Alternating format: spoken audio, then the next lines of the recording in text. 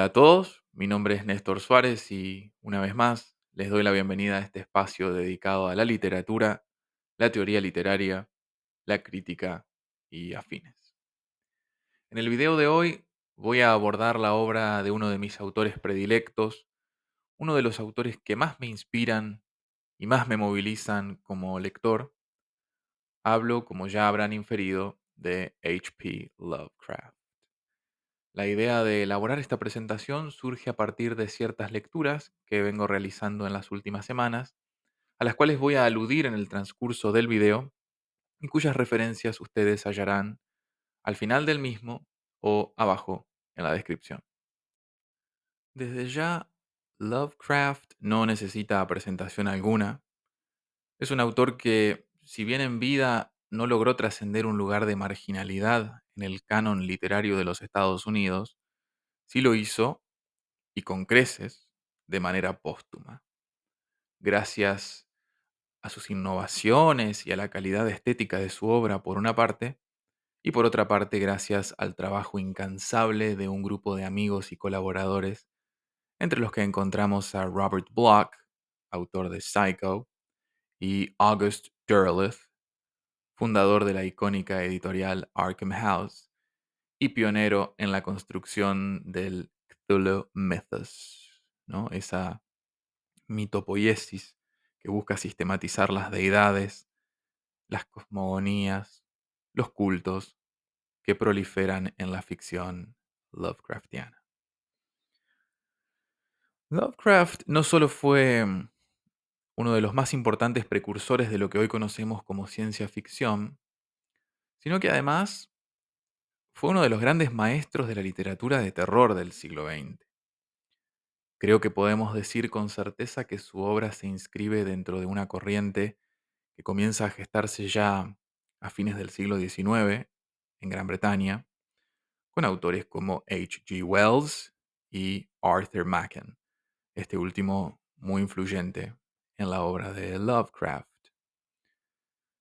Se trata de una corriente dentro de la literatura de terror que incorpora nociones de las ciencias naturales, que se pregunta por la evolución de las especies, que se preocupa por las implicancias filosóficas de nuestra recientemente descubierta o recientemente confirmada condición de primates.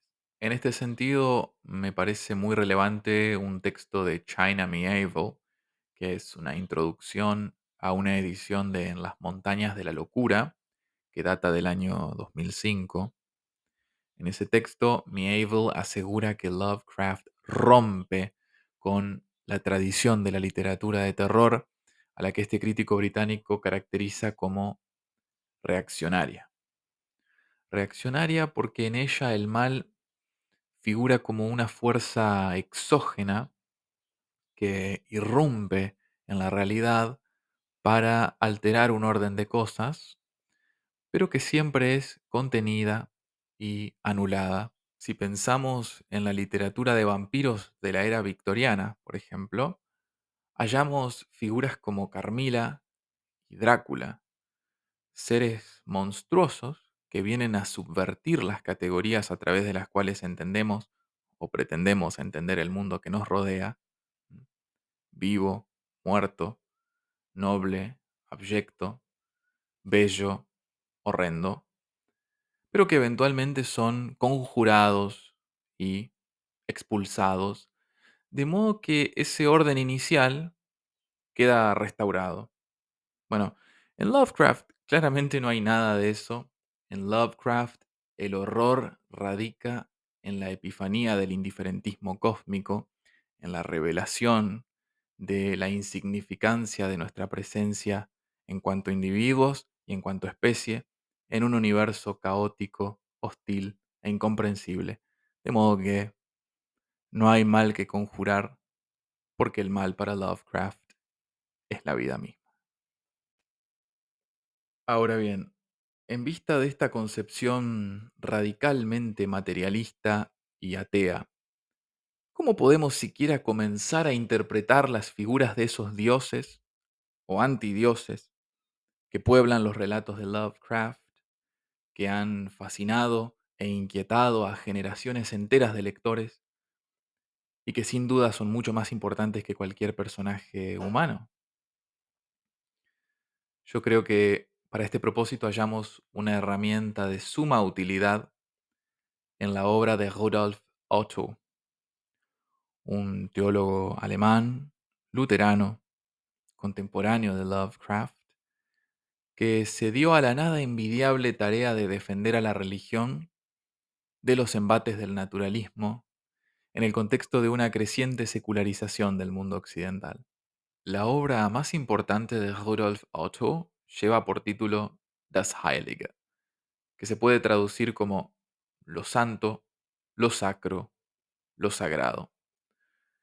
En el mundo anglófono apareció bajo el título de The Idea of the Holy, la idea de lo sagrado.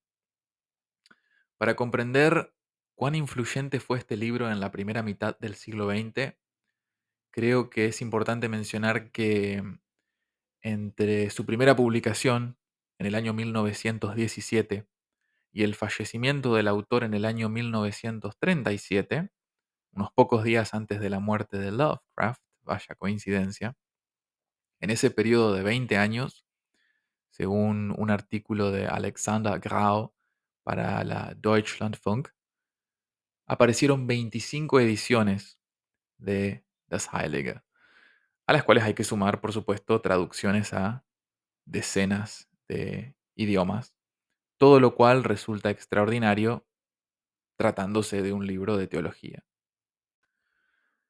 En este libro, Otto intenta dar cuenta y razón de una faceta de la experiencia religiosa, a su juicio la más genuina y profunda que pueda vivir un creyente, que escapa a toda conceptualización y que implica un contacto directo con la divinidad.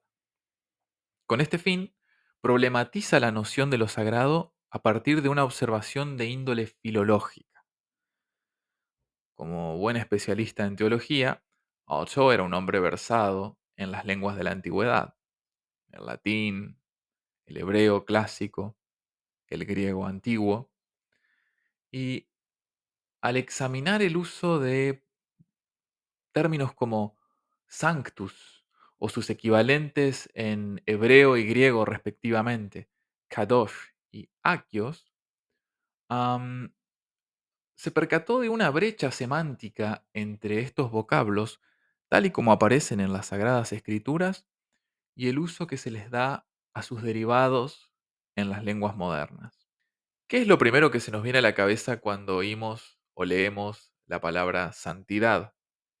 Probablemente algo así como benignidad, el bien en grado sumo, la perfección moral, el poder, la unidad, la identidad, todos atributos que surgen por analogía con la experiencia humana, pero que en lo divino se manifiestan de manera plena. Bien. Para Rudolf Otto, estos atributos de ninguna manera agotan la idea de la deidad, puesto que constituyen atributos que justamente necesitan de un sujeto del cual ellos serían el predicado. Este desplazamiento semántico se explicaría por un extenso proceso de racionalización y moralización de lo sagrado, que para Otto habría comenzado en los albores del monoteísmo hebreo y habría alcanzado su culmen con las prédicas de Jesús de Nazaret. Como resultado de este proceso, religión y ética se van confundiendo hasta tornarse indistinguibles.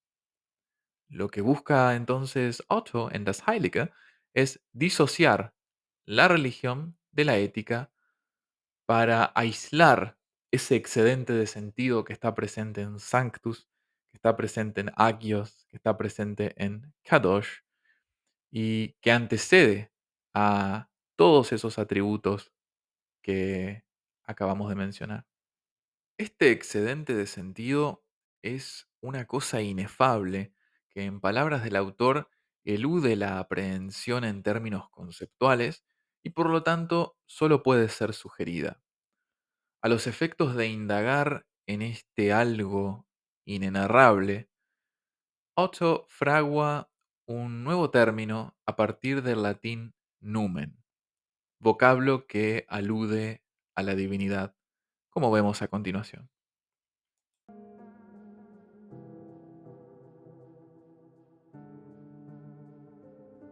Adopto una palabra acuñada del latín numen. Si omen nos ha dado ominoso, no hay razón por la que numen no haya de darnos numinoso.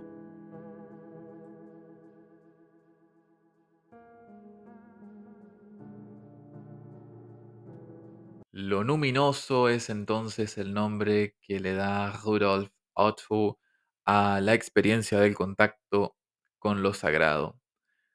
Experiencia que constituye el núcleo de toda religión, puesto que sin lo luminoso tendríamos simplemente un sistema de valores, un conjunto de prácticas y rituales y un puñado de mitos y leyendas. Si bien Otto insiste en la imposibilidad de conceptualizar lo luminoso, sí asegura que podemos intuirlo a partir de las emociones que genera en nosotros. Es así que, siempre en latín, propone la expresión mysterium tremendum, que felizmente no requiere de una traducción para ser comprendida por el público hispanohablante. Mysterium alude a un objeto inaccesible para nuestra razón, no a raíz de alguna falencia de nuestro intelecto, sino por el simple hecho de que pertenece a un orden distinto al de la razón, distinto al de lo humano. En el texto original, Otto lo llama das ganz andere, lo absolutamente otro, lo completamente otro, lo totalmente otro. Con respecto al adjetivo tremendum, que reviste especial interés para quienes estudiamos la obra de Lovecraft, se trata de una cualidad que consta de tres elementos.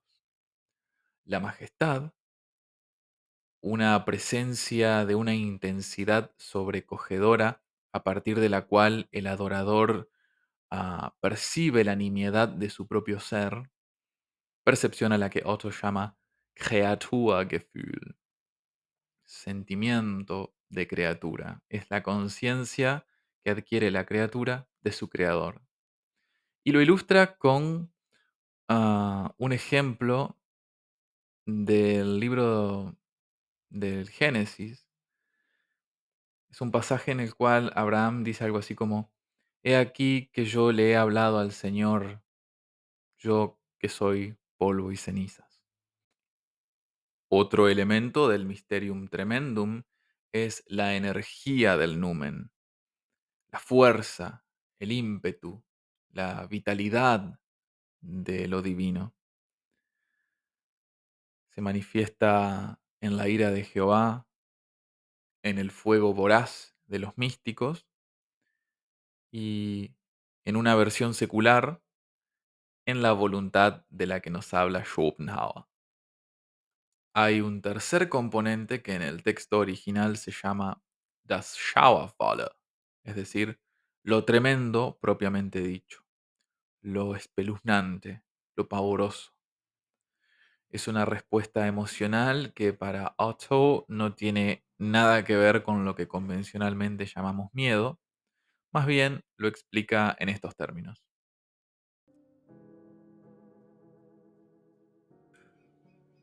Aquí tenemos un terror lleno de un estremecimiento interno que ni siquiera la cosa creada más amenazante y abrumadora podría infundirnos.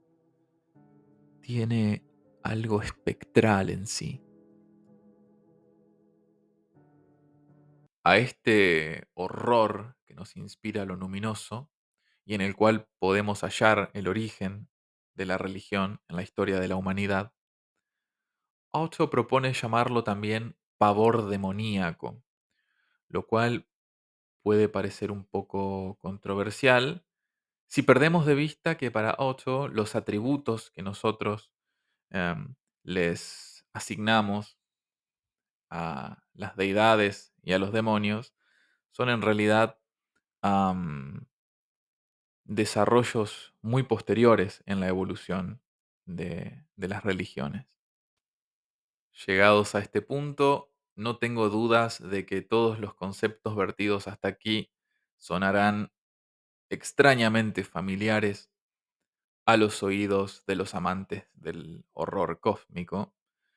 Debo confesar que me encantaría ser el primero en aplicar las categorías de Otto a la ficción de Lovecraft, pero lamentablemente no es el caso.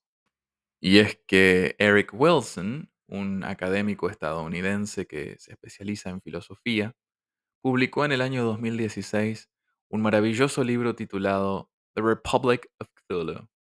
Desafortunadamente, aún no se encuentra disponible en nuestra lengua. En este estudio, Wilson establece un diálogo entre las obras de Otto y Lovecraft, reparando no solo en la similitud que exhiben sus ideas, sino en el parecido entre sus recursos retóricos.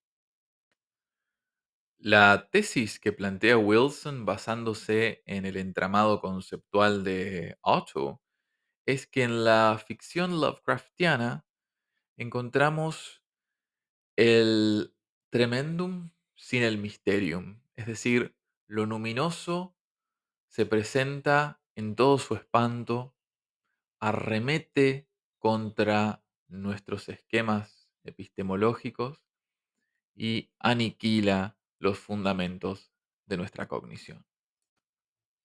En figuras como Cthulhu o Shop-Niggurath, lo divino y lo demoníaco se confunden, puesto que los atributos que nosotros racionalmente asociamos con una y otra categoría se disuelven en su propia insignificancia ante la majestad inconmensurable de lo luminoso. Lovecraft instrumentaliza lo que Wilson denomina el residuo cultural del imaginario teológico para insuflar en los lectores un poco de ese pavor demoníaco primigenio. Es así que hallamos rituales, escrituras, profetas y toda una constelación de deidades para las cuales los individuos de la especie Homo sapiens no somos más que un vehículo deleznable para sus designios siniestros e inescrutables. Cuando los narradores Lovecraftianos entran en contacto con lo luminoso, atestiguan la presencia de los Old Ones, ¿no? Los antiguos, sobreviene el colapso de la razón, la capitulación de lo humano frente a un orden ontológico superior que no es ni benigno ni maligno, sino simplemente inaccesible. Esta estrategia narrativa persigue un claro objetivo artístico, como lo señala Eric Wilson, parafraseando a Maurice Levy en el siguiente pasaje. El impulso estético predominante en el texto Lovecraftiano es la inducción en el lector posteísta de una sensación de ese temor primordial que fue el sello distintivo de la experiencia religiosa primitiva, el encuentro violento y no mediado con lo absolutamente otro. Desde posicionamientos ideológicos antagónicos, desde géneros discursivos harto disímiles y con agendas irreconciliables, H. P. Lovecraft y Rudolf Otto abordaron lo irracional en la experiencia religiosa. Este video ha sido un humilde aporte para aquellos que estén interesados en la línea de investigación iniciada por Eric Wilson. Espero que haya sido ameno y quedo a su disposición por cualquier pregunta, consulta, sugerencia bibliográfica que quieran realizar. Muchas gracias por acompañarme y nos estamos viendo pronto. Saludos.